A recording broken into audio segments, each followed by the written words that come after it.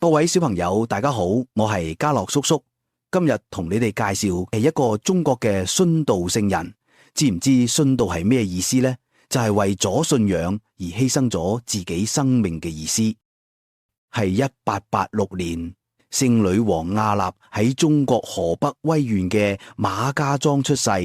佢屋企好窮，住喺土窟屋度。每日朝早一聽到雞啼，佢就即刻落床，背起個筐，跑到野外執柴，用嚟煮飯。佢一路執柴就一路祈禱。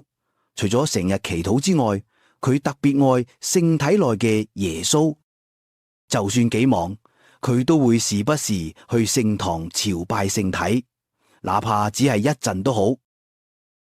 因為當時唔夠神父，所以亞納每個月最多只可以領一次聖體。每當有神父嚟到馬家莊，小亞納就會帶住啲同學去揾神父辦告解。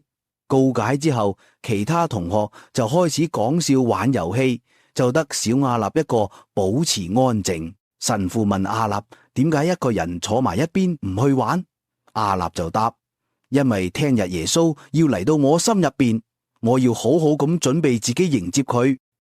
小亞納待人友善，從來唔鬧人，亦都唔會同同學嗌交打交。佢成日幫人，甚至肯代人受罰。10歲嗰陣，佢為咗愛天主而克己守大齋。1900年7月，拳匪衝入馬家莊，捉咗好多教友，要佢哋背教。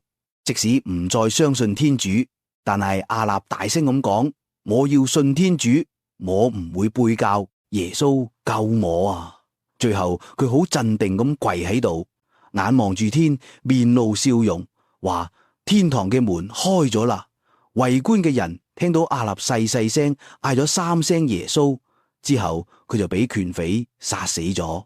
當時佢只係得14歲，小亞納寧願犧牲性命都唔肯背棄天主。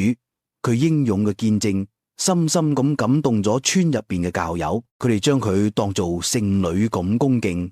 有病嗰陣就求佢轉禱，據講仲出現咗唔少奇蹟。2000年10月1日，教宗若望保祿2世就冊封王亞納為聖人。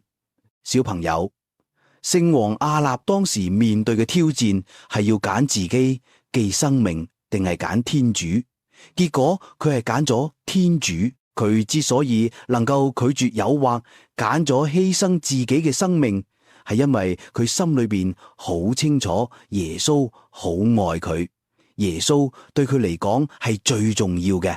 各位小朋友，作為天主教教友，你哋又係咪能夠抵抗各種引誘，讓耶穌喺你哋心中佔一個重要嘅位置呢？喺生活當中勇敢咁做基督嘅勇兵，喺其他人面前承認佢呢？